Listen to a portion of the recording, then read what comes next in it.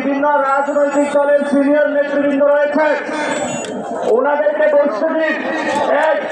আমি সবাইকে অনুরোধ করছি, এখানে বিভিন্ন রাজনৈতিক দলের সিনিয়র নেতৃবৃন্দ রয়েছে, শহীদ ফ্যামিলি রয়েছে, আপনারা কেউ স্টেজে থাকবেন না। ওনাদের